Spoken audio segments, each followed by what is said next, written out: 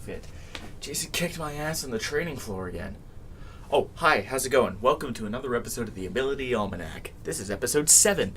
And in case you're wondering what's going on today, we're going to be doing Blue Beetle, who's my personal favorite of kind of the newbie crew for Injustice 2. At least before Supergirl shows up, because I also kind of like Supergirl. But moving on, we're going to be looking at Blue Beetle's gear abilities, and we'll be seeing what kind of things he's capable of. This bug's got some tools, and I wouldn't be surprised if gear were allowed, he could be a downright killing machine. Now, Blue Beetle isn't exactly known for his damage, but he does have a lot of pretty decent normals and really nice range and some good wake-ups. One thing that he does have is the Mandible Strike, which in his blade stance replaces his Shield Bash, where he'll fly in with the blades and stab you, and it has more range than the Shield Bash, and I believe a little less recovery, especially if you do it from the air, like in this gear ability here. It turns the Mandible Strike into an overhead because you're doing it from the air, and it can be done off just about anything in the air. Jumping attacks, falling from a hover, that kind of thing. And then you have the Meterburn version of 2-1 Grab. The World Rippers and Blade Stance, and Black and Blue when unarmed, as it were. The World Ripper's meter burn is a slight pop-up, whereas Black and Blue's meter burn is more damage. And with a certain augment that you can get on certain pieces of gear, you can actually turn the Black and Blue meter burn, which remember is gear only, into a stage transition.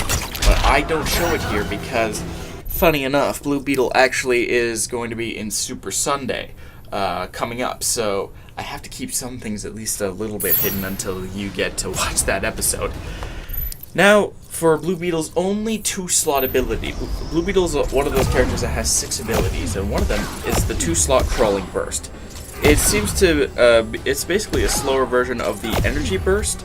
I'm not entirely sure why it's 2-slot, because while the Meter Burn one does knock back, it is very slow.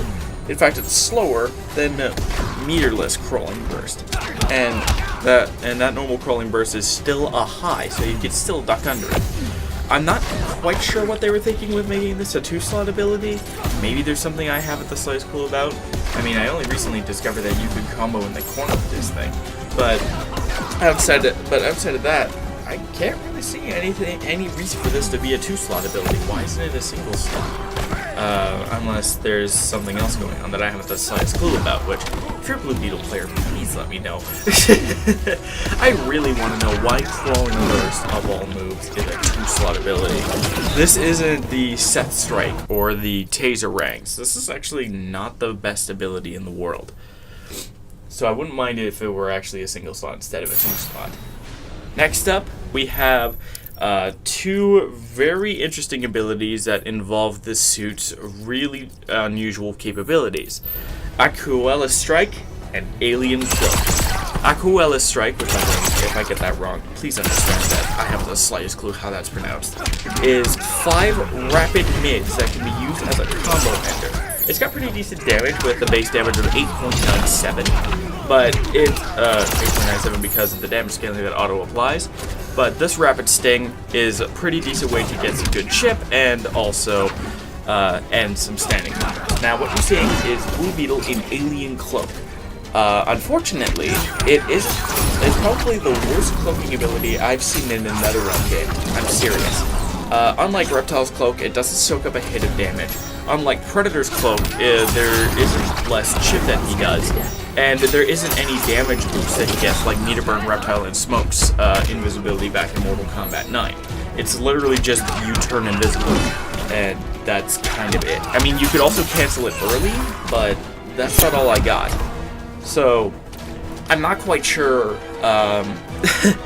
not exactly sure why this isn't a base move to begin with, because it doesn't really do anything.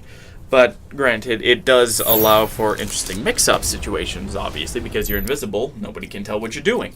Especially if you end a certain special move in keeping the blades on, next thing you know, you got the blades range. Next up, we have Mandible Flurry.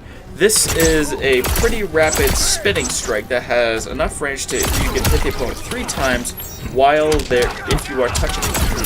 The meter burn is a pop-up, and that allows you to do combos mainly in the corner because usually when they're popped up, they're a little bit out of range for your other stuff. However, if you whiff the pop-up, or you can whiff the meter burn, and if you whiff the meter burn, you're open for a little bit. So be forewarned. Don't throw this out all willy-nilly, otherwise you're gonna be eating a face full of bullets or lasers or whatever Blue Beetle is going up against. Probably nuclear fire, given that you keep getting into fights with Firestorm these days. And you'll notice that I don't have a second ability up, but Mandible Flurry is a single slot ability. Crawling Burst is his only 2 slot. But that's because he only has 5 single slot abilities.